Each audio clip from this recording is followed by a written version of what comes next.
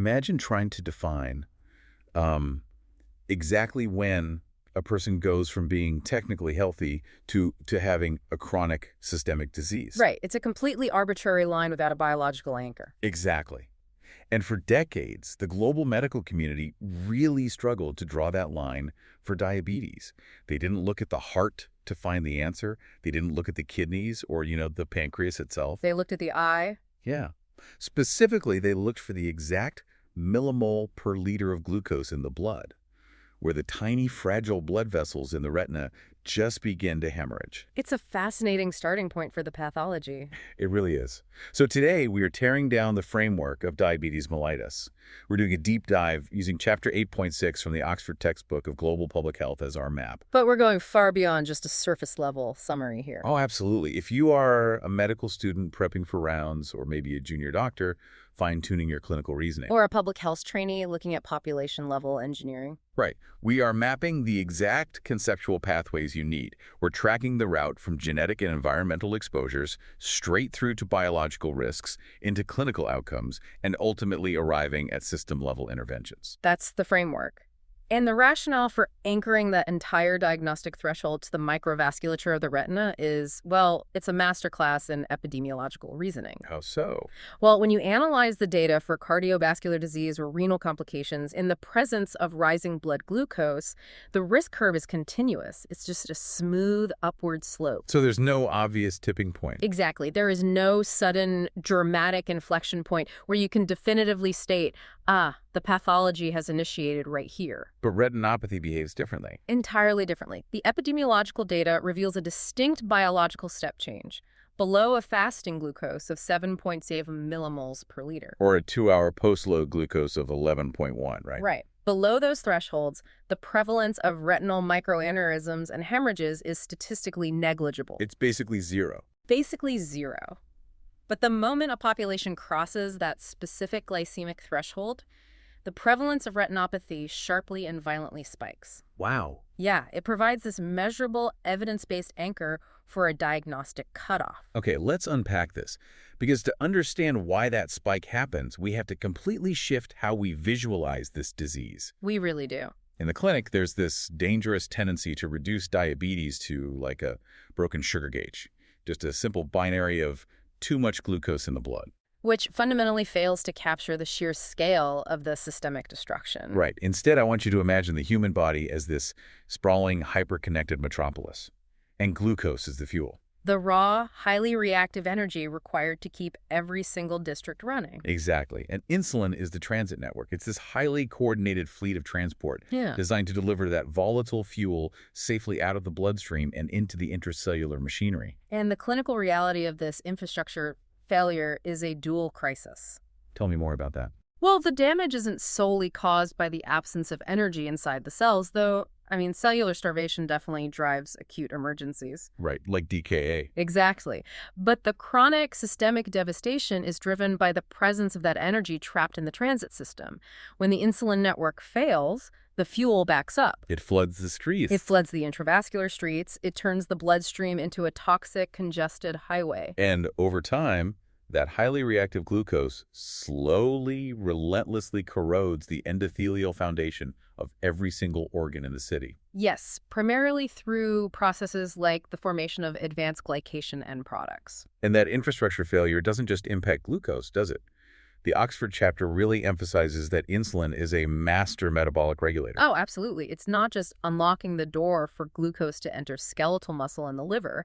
It actively governs lipid and protein metabolism, too. Which is huge. Grasping that broad regulatory role is the key to managing acute diabetic presentations.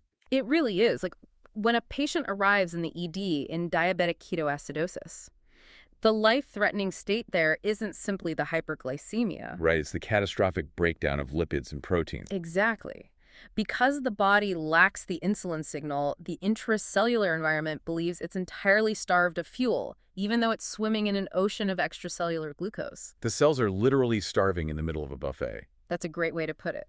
So in a desperate attempt to survive, the liver initiates unbridled lipolysis and beta oxidation. It just starts cannibalizing its own fat stores. It does, and it rapidly overproduces acidic ketone bodies as a byproduct, which drives the patient into a profound metabolic acidosis. Which brings us directly to how we classify the different ways this transit network can break down. The textbook lays out the standard categories, and the etiology completely dictates the clinical trajectory. Right. So we have type 1 diabetes, which accounts for a minority of cases globally. That's the autoimmune destruction of the beta cells in the pancreas, usually characterized by autoantibodies. Right. Exactly. And then we have type 2 diabetes, which makes up an overwhelming 85 to 95% of all cases globally. It's just a massive burden. It is. And this is a complex combination of insulin resistance, meaning the skeletal muscle, liver, and fat tissue just stop responding to the signal. Coupled with an eventual failure of the pancreas to produce enough insulin to overcome that resistance. Yeah. The pathogenesis of type 2 is this prolonged, insidious degradation. It begins with target tissue resistance. So the body is resisting the transit system. Right. And the beta cells initially compensate by dramatically ramping up insulin production. A patient might exist in a state of hyperinsulinemia for years. Just brute forcing the fuel into the cells. Exactly, maintaining normal blood glucose simply by brute forcing those resistant receptors. But eventually, the beta cells exhaust themselves. They just burn out. They do. They undergo apoptosis, often accompanied by amyloid deposition in the islets of Langerhans, and insulin production precipitously drops.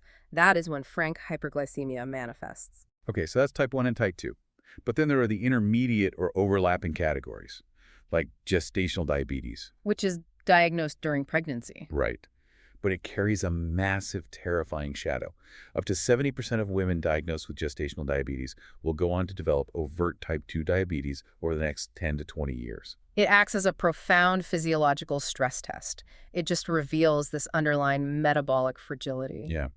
And finally, the text introduces other specific types, including LADA, latent autoimmune diabetes of adults. Sometimes casually referred to as type 1.5.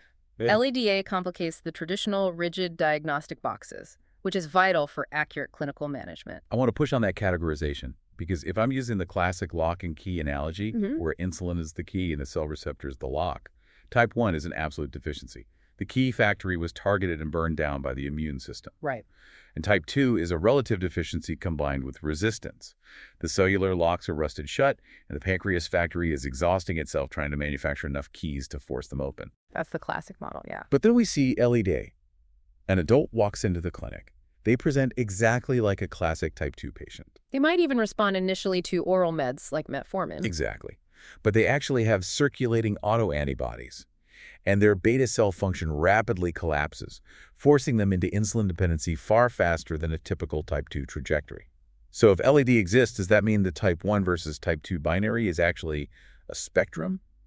Are we routinely miscategorizing patients in the clinic? What's fascinating here is how the clinical staging frameworks endorsed by the World Health Organization actively acknowledge that the rigid binary is a historical artifact. Really? So they know it's flawed. They do, but the classification system still matters profoundly.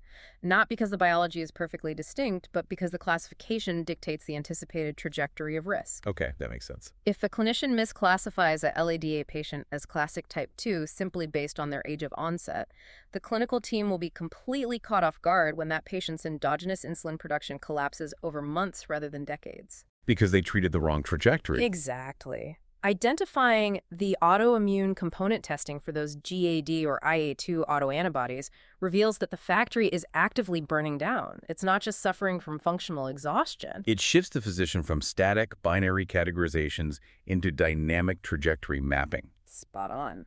And speaking of trajectory mapping, the textbook highlights a category called intermediate hyperglycemia.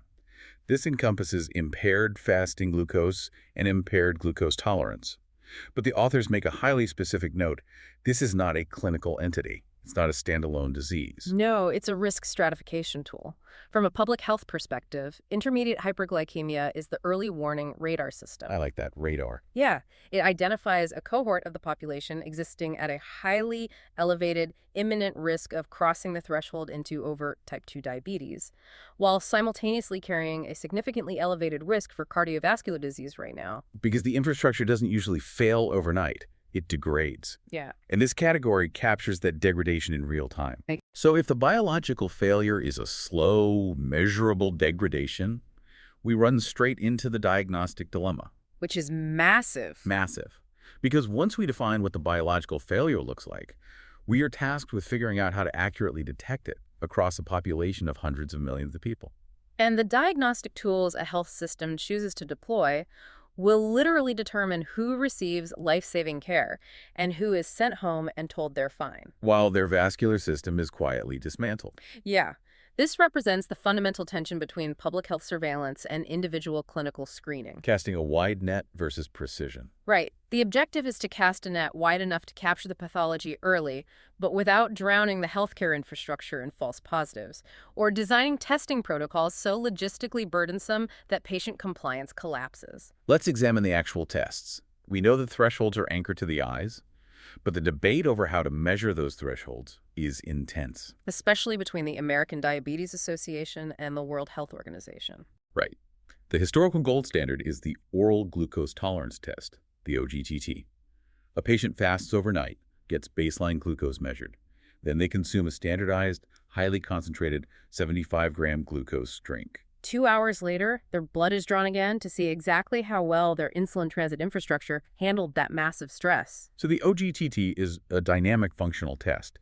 It doesn't just take a snapshot of the resting state. It actively interrogates the system's capacity to clear a carbohydrate load. Exactly. It stresses the system. But the ADA heavily favors using an isolated fasting plasma glucose test, and the rationale is undeniably pragmatic. Fasting tests are cheaper. They require far less clinical time. You don't have to force a patient to sit in a waiting room for 2 hours after drinking a nauseatingly sweet liquid. Right. However, the WHO pushes back aggressively and continues to recommend the OGTT. The Oxford chapter cites data from the DECODE study group, which found something absolutely staggering. A misdiagnosis. Yes, relying on fasting glucose alone misses approximately 1/3 of individuals who actually have diabetes, an entire third. And beyond the misdiagnoses, the post-glucose load measurement is a far stronger predictor of all-cause mortality and cardiovascular disease. Wait, if the OGTT catches a third of people that a fasting test completely ignores, why would any national health system willingly rely on fasting glucose? Are we intentionally trading clinical accuracy for logistical convenience? This raises an important question about balancing individual sensitivity against population-level reach. What do you mean? The ADA's pragmatic approach is rooted in the reality of healthcare delivery. If a diagnostic test is cumbersome, time-consuming, and unpleasant, population compliance plummets. People just won't show up. Exactly. If a health system mandates an OGTT for screening, the diagnostic sensitivity for the individual who actually completes the test is superb. But the population-level coverage might drop to unacceptable levels because of the friction involved. So you accurately diagnose 100% of the people who show up, but if only half the at-risk population is willing to do it. Millions of cases are missed entirely. The argument is that a slightly less sensitive test, deployed universally and with high compliance, yields a greater public health benefit. Okay, I see the logic there. But what about the WHO's stance? The WHO analyzes the biological reality highlighted by the DECODE study. Cardiovascular risk is intimately, mechanistically tied to postprandial spikes, the way the endothelium responds to the sudden surge of glucose after a meal. Right. By relying exclusively on fasting glucose, a clinician is entirely blind to the phenotype of patients whose fasting numbers return to normal by morning, but whose post-meal glycemic excursions are actively destroying their coronary arteries. Man, that is a tough trade-off. And into this massive, complicated fight steps, HbA1c, glycated hemoglobin. The game changer, or so we thought. Right. This test measures the percentage of hemoglobin molecules in the red blood cells that have glucose irreversibly attached to them. Because red blood cells live about 120 days, it gives a retrospective 3 to 4 month weighted average of a patient's blood sugar. Conceptually, it sounds like the holy grail. It really does. The patient doesn't need to fast. They can have their blood drawn at 3 p.m. after a massive lunch, and it doesn't skew the results. It measures chronic, long-term glycemic exposure. But the chapter lays out severe limitations to using HbA1c for diagnosis. Yeah, HbA1c has long been the undisputed gold standard for monitoring glycemic control in patients who already have an established diagnosis. But pivoting it to serve as the primary diagnostic gateway for the undiagnosed population introduces profound biological and systemic caveats. Let's talk about those limitations. The first is pure economics. In many resource-poor settings, an HbA1c assay is significantly more expensive than a simple capillary blood glucose test. And ensuring that local laboratories are meticulously standardized to international reference values requires an immense amount of quality control infrastructure. But the biological limitations are what really stand out to me. HbA1c fundamentally relies on a normal, predictable red blood cell lifespan. Which isn't a guarantee. Exactly. So if you have a patient with a hemoglobinopathy like sickle cell trait or thalassemia, the turnover rate of their red blood cells is altered. Or if a patient has iron deficiency anemia or liver failure or end-stage renal disease, the lifespan of the erythrocyte changes. So if the red blood cell lives longer than 120 days, it accumulates more glucose, artificially inflating the HbA1c result, leading to a false positive. And if the red blood cell dies prematurely, the HbA1c result is falsely lowered, masking severe hyperglycemia. And the text notes compelling evidence that the baseline relationship between circulating blood glucose and the rate of glycation might inherently differ based on a patient's ethnicity. Which is a huge problem. The biological variance introduces a critical vulnerability regarding health equity. How so? Well, if a national health system blindly transitions to HbA1c as its sole diagnostic criterion purely for convenience, without rigorously analyzing its population demographics, the consequences are severe. Like in regions with high rates of endemic anemia. Exactly, often driven by parasitic infections or nutritional deficits. Or in highly diverse populations where the baseline glucose to HbA1c relationship naturally shifts. A health system will systematically underdiagnose or overdiagnose massive cohorts of people. And that diagnostic bias is driven by hematological biology that has absolutely nothing to do with the patient's actual insulin transit infrastructure. Right. A public health tool is only valid if its performance characteristics align with the specific physiological realities of the population it is applied to. Which brings us directly to the map of that population. Yeah. Global epidemiology. Once the diagnostic criteria are set, with all their inherent flaws and biases, the next step is surveillance. Measuring incidence and prevalence. Right. Incidence tracks the rate of newly diagnosed cases, and prevalence counts the total burden of existing cases. And the numbers the textbook outlines reveal a demographic earthquake. The sheer scale of the expansion is unprecedented in the history of non-communicable diseases, and the velocity of the shift is accelerating. Let's look at the baseline figures. The International Diabetes Federation estimated that in 2011, there were roughly 366 million adults globally living with diabetes. That equated to 8.3% of the global adult population. Huge numbers. And the projection at that time suggested it would hit 552 million by 2030. And the authors explicitly note that this projection is likely highly conservative because it assumes obesity rates remain static. Which we know is absolutely false. Completely false. But the sheer volume of cases is only a fraction of the story. The true public health crisis lies in where this explosion is happening. The geographic, economic, and social distribution of diabetes has completely inverted over the span of a single generation. The textbook states that 70 to 80% of people with diabetes now live in low and middle income countries, up to 80%. And between 1985 and 2010, the prevalence of diabetes in the rural areas of developing countries approximately quintupled. So the old textbook idea that type 2 diabetes is a disease of affluence, a consequence of wealthy people in wealthy nations consuming excess calories, is completely dead. It is entirely obsolete. It is no longer a disease of affluence. It is fundamentally a disease of rapid urbanization, nutritional transition, and structural disadvantage. That is a massive paradigm shift. It's essential for understanding global health architecture. When a developing nation undergoes rapid modernization, the physical demands of daily life change abruptly. The mechanization of agriculture and labor drives physical activity off a cliff. While simultaneously, the globalized nutritional transition floods local markets with ultra-processed, calorie-dense foods. Foods heavily marketed and stripped of fiber and micronutrients. This creates a deeply obesogenic environment that disproportionately impacts lower socioeconomic strata. Because those ultra-processed calories are economically subsidized and significantly cheaper than whole foods. Exactly. We saw this pattern emerge first in high-income countries, where the highest prevalence of type 2 firmly entrenched itself in populations with the lowest socioeconomic position. We are now witnessing that exact socioeconomic gradient replicate on a massive global scale across LMICs. And the age distribution within those LMICs is perhaps the most alarming data point of all. The chapter highlights that in high-income countries, the peak prevalence of diabetes is concentrated in the 60 to 79-year-old age group. It presents primarily as a disease of the elderly or retired. But in low and middle income countries, the greatest absolute numbers of people living with diabetes are in the 40 to 59-year-old age group. Analyzing the intersection of incidence, prevalence, and demographics explains that shift. The soaring prevalence in LMICs isn't merely a reflection of increased incidence, it reflects the underlying population pyramids. LMICs inherently have younger populations. Right.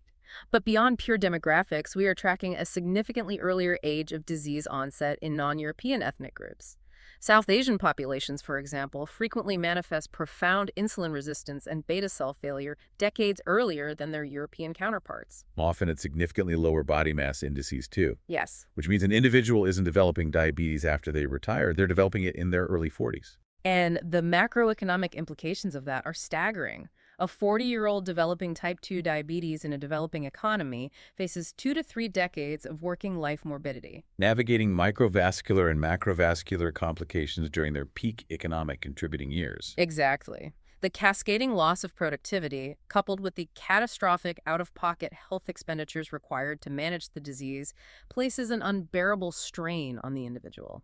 It strips wealth from their family and degrades the broader societal structure. Before we move on from the epidemiology, we must examine type 1 diabetes because the global patterns are incredibly strange. They really are. Unlike type 2, which generally rises with advancing age, the incidence of type 1 peaks sharply in childhood, typically between 5 and 14 years of age, but the international variance is mind-boggling. The textbook notes an up to 300-fold difference in incidence rates globally. 300-fold. The highest rates by far are found in populations of European descent, specifically in Finland, Norway, Sweden, and the UK.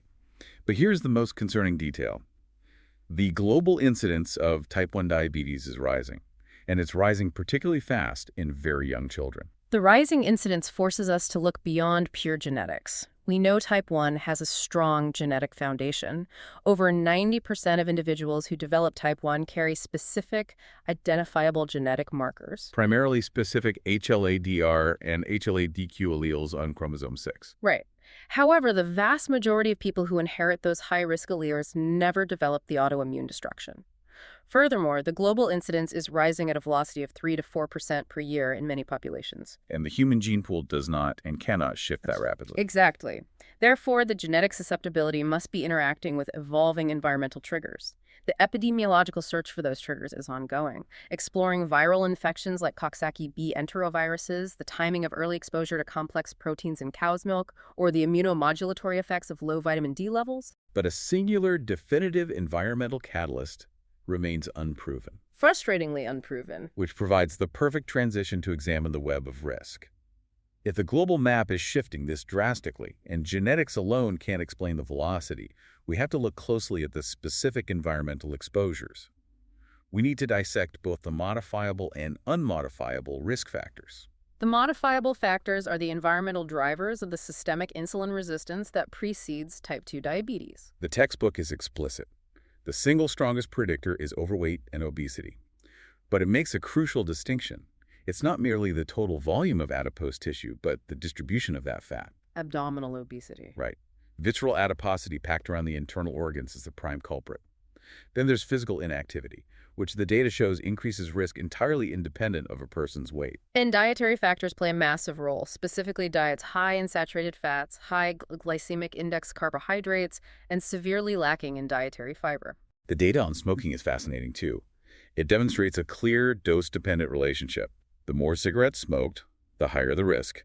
And then we have alcohol, which presents a classic U-shaped curve. Right. Moderate consumption, roughly 20 to 25 grams per day, actually demonstrates a protective effect against incident diabetes compared to either heavy drinking or complete abstinence. What makes these modifiable risks so lethal, though, is their tendency to cluster together in an individual, creating what we define as the metabolic syndrome. Yes, the simultaneous presentation of abdominal obesity, elevated fasting glucose, hypertension, hypertriglyceridemia, and low levels of HDL cholesterol. Because visceral adipose tissue is not an inert storage depot. Not at all. It is a highly active endocrine organ. It secretes inflammatory cytokines like TNF-alpha and interleukin-6 that directly interfere with intracellular insulin signaling pathways. So when a clinician observes this clustering of metabolic derangements in a patient who hasn't yet crossed the diagnostic threshold for diabetes, It's a glaring physiological siren.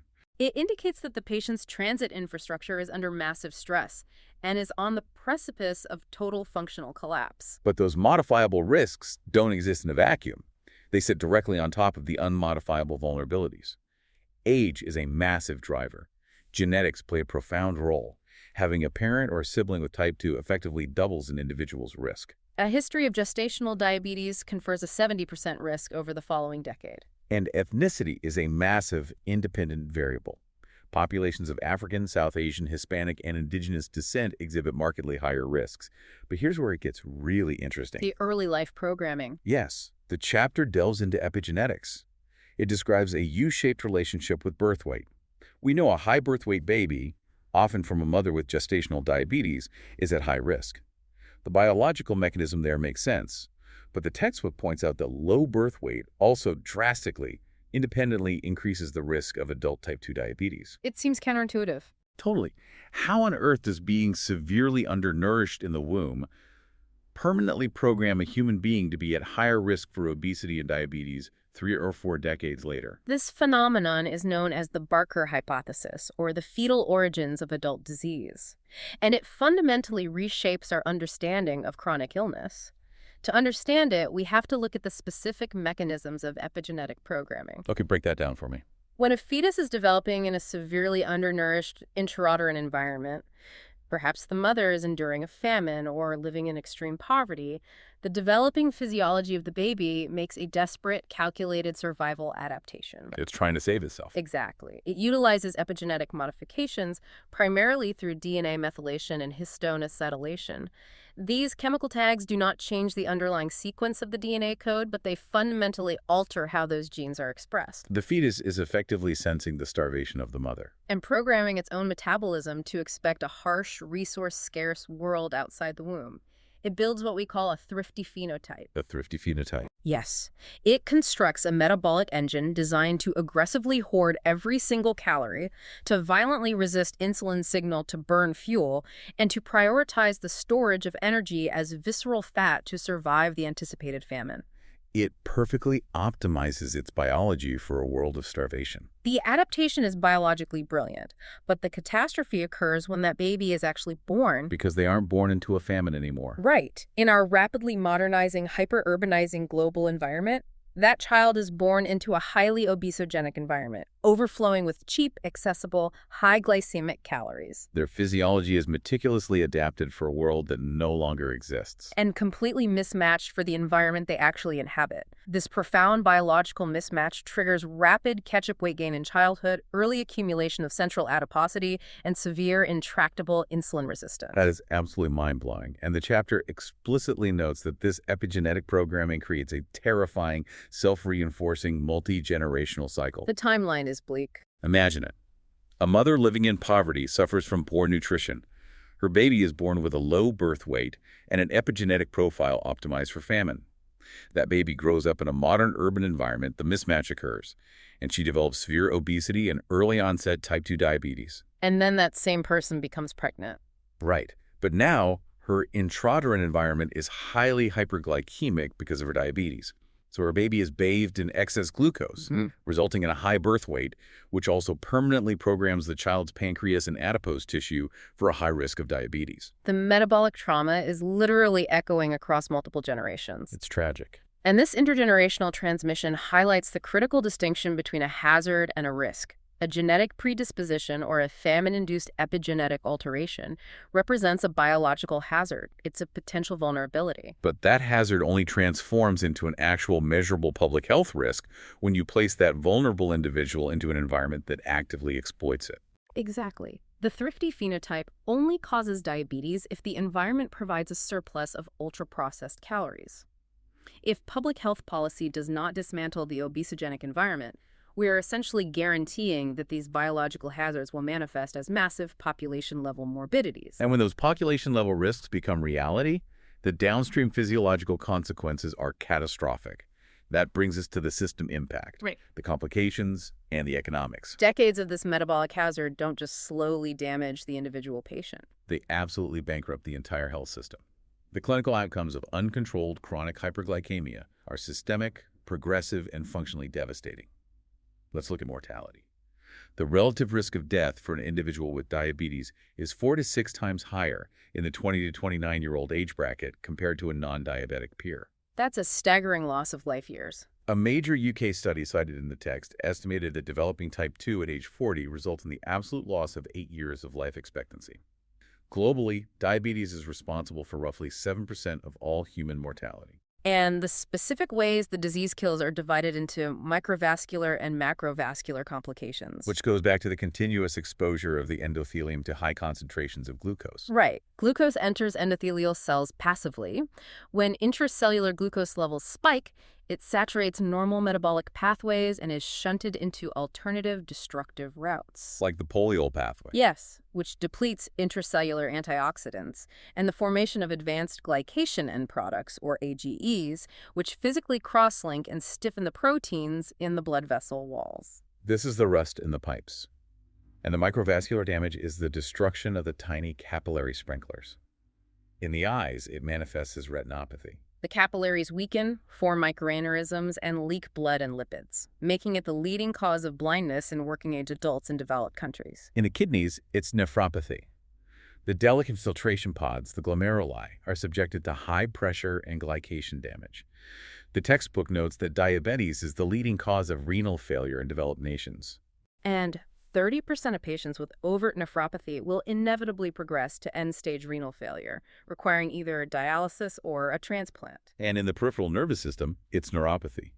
The tiny blood vessels feeding the nerves die off. The patient loses protective sensation in their extremities.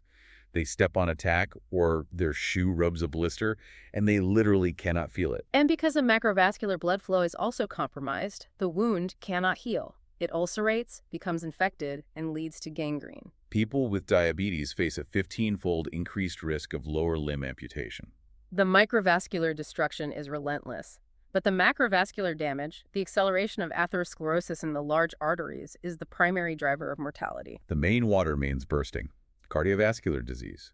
The risk of coronary artery disease and stroke is 2 to 4 times higher, and cardiovascular events account for over 50% of all deaths in diabetic patients. And the disease rarely travels alone. No, it doesn't. The textbook highlights severe compounding comorbidities. Clinical depression is up to twice as common in diabetic patients, which creates a horrific cycle because severe depression directly lowers a patient's ability to engage in rigorous daily self-care. There's also a strong association with non-alcoholic fatty liver disease and a 30 to 40% increased risk of developing specific malignancies, including breast, liver, and colorectal cancers. What makes managing these complications so exceptionally difficult from a population health perspective is the requirement for advanced pattern recognition, because the complications don't distribute evenly across all demographics. If we connect this to the bigger picture, the chapter points out striking biologically driven ethnic variations.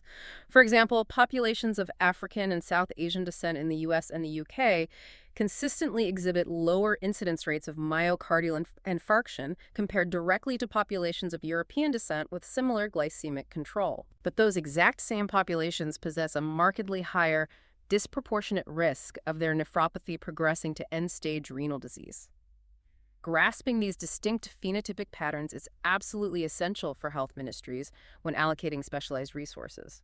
Like determining where to build localized dialysis centers versus where to expand cardiac catheterization labs. Exactly. And discussing the allocation of capital-intensive resources brings us to the brutal, unforgiving economics of this disease. The chapter states that a person diagnosed with diabetes consumes 1.5 to 3 times more healthcare resources than a matched person without diabetes. But when those micro and macrovascular complications develop, the costs multiply exponentially. Managing a patient with concurrent end-stage renal disease, severe neuropathy, and cardiovascular disease makes their care 5 to 6 times more expensive. This localized clinical burden scales into a massive macroeconomic crisis. The text cites an estimate showing that India lost 2.1% of its entire GDP solely to the direct and indirect costs of diabetes. 2.1% of GDP. Evaluating those economic data points entirely obliterates the persistent political myth that widespread preventative care is too expensive to implement. Failing to aggressively manage diabetes upstream doesn't save the health system a single cent. It simply delays the expenditure and magnifies it logarithmically, shifting the financial burden onto catastrophic downstream events. Subsidizing a primary care visit and a prescription for metformin is incredibly cheap.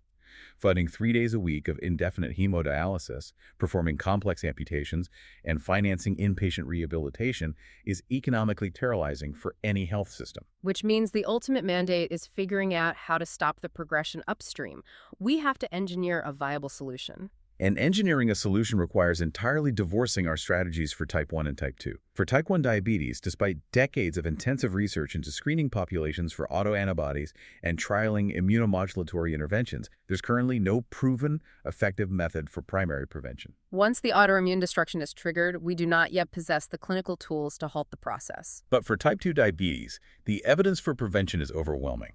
The textbook highlights massive clinical trials demonstrating that intensive lifestyle interventions, targeted weight loss, physical activity dietary modification, can reduce the incidence of type 2 diabetes by 50 to 60% in high-risk individuals. The number needed to treat the NNT is amazingly low.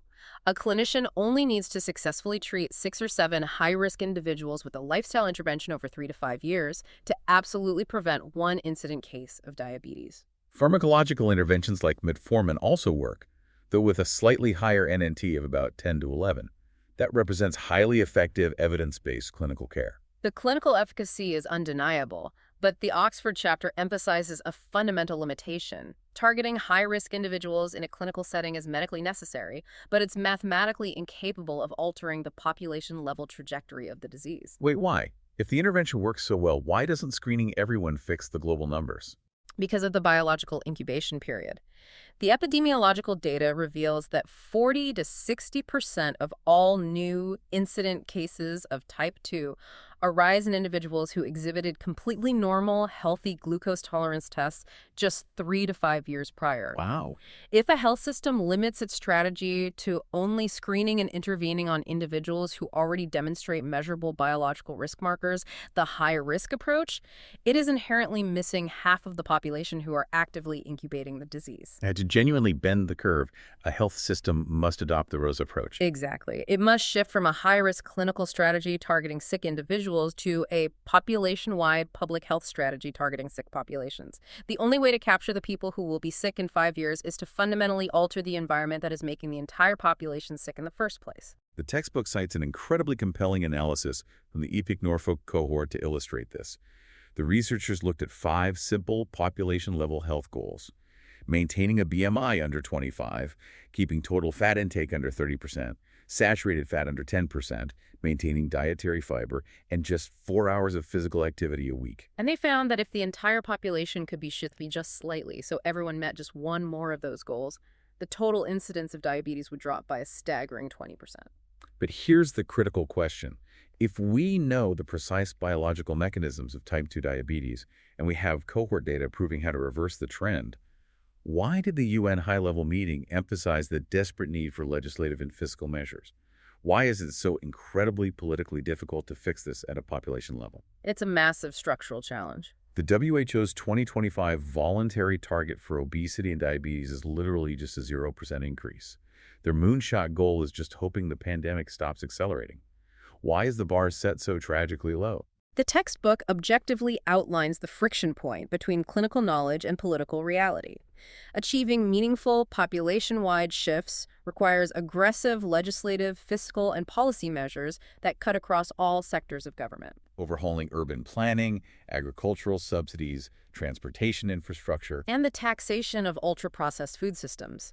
Public health recognizes a harsh truth: individual behavior change initiatives reliably, consistently fail when the structural environment actively opposes those choices. A physician cannot out-educate an environment where calorie-dense, nutrient-poor food is the only economically viable option for a family. Or where urban design makes active commuting practically impossible or physically dangerous. The authors note a sobering reality. There is not yet a single documented example of a population-wide intervention that has successfully reversed the trend of increasing obesity prevalence. So the 0% increase target is just an acknowledgement of the immense, entrenched structural inertia of the modern global economy. It perfectly illustrates the dichotomy between downstream clinical care treating the patient in the clinic and upstream public health engineering, altering the environment so the individual never requires the clinic. And while the global community battles over how to implement that upstream engineering, we're left with hundreds of millions of people who urgently require secondary prevention to save their organs. The text is definitive that tight, aggressive control of blood pressure, lipids, and glucose is highly cost-effective. Dropping a patient's systolic blood pressure by just 10 millimeters of mercury reduces their risk of both micro and macrovascular disease by 35%. Implementing annual universal retinal screening exams reduces serious vision loss by 60 to 70%. The pharmaceutical and clinical tools exist. The challenge is deploying them equitably across fractured health systems. The ultimate determinant of secondary prevention success isn't pharmacological innovation, but health system capacity, supply chain resilience, and socioeconomic equity. Which brings us to the close our conceptual mapping of Chapter 8.6. We have traced the pathophysiology of a failing transit network, navigated the epidemiological biases of our diagnostic tools, and witnessed the demographic shift toward younger populations in LMICs. Explored the haunting mechanisms of epigenetic programming and analyzed the macroeconomic devastation of the complications. But before we finish, I want to leave you with a final, provocative thought that builds directly on the biology we've discussed. We talked extensively about the Barker hypothesis and epigenetics, how a severely undernourished fetus biochemically alters its gene expression to survive a famine, only to be crushed by a modern, obesogenic environment. And we discussed that these epigenetic modifications can be transmitted across subsequent generations. Exactly. If human epigenetic programming can literally transmit metabolic risk across multiple generations, are we currently fundamentally altering the baseline human genome's relationship with energy? That's a massive question. Are we creating a self-reinforcing biological loop where the normal human metabolism of the 22nd century will be entirely structurally different from the metabolism of the 20th century? Could future generations of clinicians require entirely new biological definitions of what normal glucose regulation even looks like, simply because of the highly processed, sedentary environments we are constructing today? It's a profound inquiry into the collision between the slow pace of human evolution and the breakneck speed of the built environment. Before we officially sign off, let's lock in the clinical and epidemiological takeaways.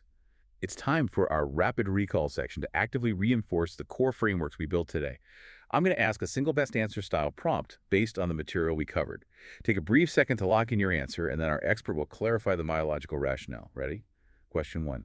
According to WHO criteria, the diagnostic thresholds for diabetes, like establishing a fasting glucose of 7.0 millimolar or higher, are anchored specifically to the epidemiological risk of developing which microvascular complication? Take a second to think. The answer is retinopathy. The threshold isn't based on a continuous risk curve like cardiovascular disease, but on the specific inflection point where retinal microaneurysms begin to appear. Question 2. Why does the WHO continue to strongly advocate for the oral glucose tolerance test, the OGTT, over an isolated fasting glucose measurement for population diagnosis? Lock in your answer. Because isolated fasting glucose misses approximately 1/3 of individuals who have diabetes. Furthermore, the post-glucose load measurement provides a significantly stronger prediction of future cardiovascular risk than fasting levels alone. Question 3. In low and middle-income countries, which specific age bracket currently represents the greatest absolute number of people living with diabetes? Think about the demographic shift we discussed. The 40 to 59-year-old age group. This represents a massive shift from high-income countries, driven by younger population pyramids and earlier disease onset in non-European ethnicities, resulting in decades of working life morbidity. Question 4. How does the Barker hypothesis describe the relationship between birth weight and the future risk of developing type 2 diabetes in adulthood? It describes a U-shaped relationship. Both high birth weights, often from gestational diabetes, and exceptionally low birth weights, which trigger the epigenetic thrifty phenotype, significantly increase the lifetime risk. Question 5. What percentage of individuals diagnosed with gestational diabetes are estimated to progress to overt type 2 diabetes over the subsequent 10 to 20 years? Up to 70%. It acts as a profound physiological stress test revealing underlying beta cell fragility. Question 6. Which easily modifiable lifestyle risk factor demonstrates a U-shaped epidemiological relationship with incident type 2 diabetes, appearing functionally protective at moderate levels? Final question, lock it in. Alcohol consumption. Moderate intake of roughly 20 to 25 grams per day shows a protective effect compared to heavy consumption or complete abstinence. So what does this all mean for your practice? Keep questioning the static frameworks. When you look at a patient's chart, don't just look at the isolated blood sugar reading. Look at the failing transit infrastructure. Evaluate the socioeconomic environment driving the resistance, and consider the multi-generational epigenetic history that produced that exact number. Thank you for joining us on this deep dive. Here are the details of this episode. Diabetes. Episode description. Diabetes has emerged as one of the most significant non-communicable diseases worldwide, with rapidly increasing prevalence across high, middle, and low-income countries. Once considered a condition of affluence, it now disproportionately affects disadvantaged populations. This episode examines global epidemiology of type 1 and type 2 diabetes. This episode examines pathophysiology of insulin deficiency and insulin resistance. This episode examines the metabolic syndrome and clustering of risk. This episode examines obesity, diet, and physical inactivity. This episode examines urbanization and nutritional transition. This episode examines early life programming and intergenerational risk. This episode examines complications, cardiovascular disease, nephropathy, neuropathy, retinopathy. This episode examines health system burden and long-term management. This episode examines prevention through population-level interventions. This episode examines type 2 diabetes represents the intersection of biology and environment. Genetic susceptibility interacts with calorie-dense diets, reduced physical activity, and social determinants of health. The result is a chronic condition that demands sustained health system engagement. This episode examines. The episode explores the life course trajectory of metabolic risk and the importance of prevention strategies that operate beyond individual clinical care, including food systems, urban planning, and fiscal policy. This episode examines. Diabetes is not merely a disorder of glucose regulation, it is a marker of structural change. This episode examines key takeaways. This episode examines. Diabetes prevalence is increasing globally. This episode examines. Type 2 diabetes is strongly linked to modifiable environmental factors. This episode examines. Early detection reduces long-term complications. This episode examines. Prevention requires structural and policy interventions. This episode examines. Complications drive substantial morbidity and health expenditure. This episode examines. Intergenerational risk transmission is increasingly recognized. This episode examines. Equity considerations are central to effective diabetes control.